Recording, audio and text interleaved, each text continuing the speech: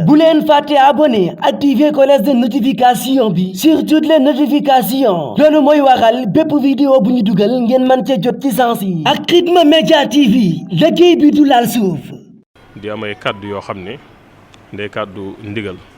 yu bàyyi ko ci Serigne Touba Serigne Mountakha di ko ñaanal suñu borom yàggal ko fi loolu te wéral ko kàddu yooyu wàcc ci suñu jëwrin di Serigne Cheikh Mbacke mii toog moom Serigne Abdou Latif jaar ci ñun ñu am loo xam ne dañ ko bëgg a leeral tuuti. ndax kenn ku ne xam na ne sëriñ bi cofeel ak mbëggeel gu mu am ci taalibi Sëriñ Tuubaa yi àdduna bépp xam nañ ko cofeel googee la ko taalibi Sëriñ Tuubaa yëpp ëmbal moo tax jamono yii yëg nañ ne mi ngi njaareem kër gu mag nekk fi di fi wéetal boromam waaye nekk fi di fi dundal sëriñ bi sëriñ bi waxoon ne bu agsee bépp daayira boo xam ne wala délégation la nañ ko may ba mu dellusiwaat Tuubaa incha allah ñu soog a wéyalaat liggéey bi kàddu yooyu rek lañu amoon yuñ ci bëgg a leeral xanaa ñu déglu ci tuuti rek sëriñ Cheikh Mbacke mi nga xam ne mooy jëwriñ ji mu am ay kàddu yuñ fi sànni yu bàyyi ko ci sëriñ bisimilah. waaw bisimilah salaamaaleykum kàddu yi loolu nga wax rek la demee sëñ maam moom. ndax sëñ bi moom moo joxe woon ndigal ne bu ñëwee njaareem nañ ko may bañ jógee njaareem ba dellu Touba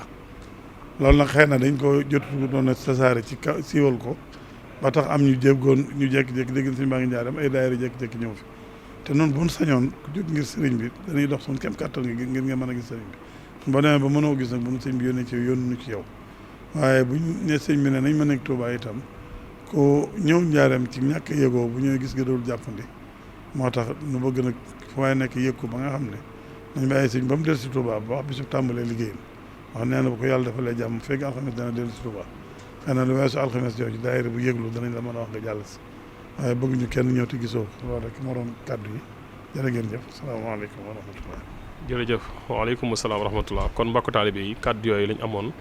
luñ doon leeral ngir ñu ñëpp ñu déggandoo ko te fas yéenee jëfe ndigal loolu jërë ngeen jëf salaamaaleykum wa rahmatullahi taala wa barakaatu. bu leen fàtte abonné activer cloche de notification bi sur toutes les notifications loolu mooy waral bépp vidéo bu ñu dugal ngeen mën ca jot ci sens yi ak Khidma Media TV liggéey bi du laal suuf.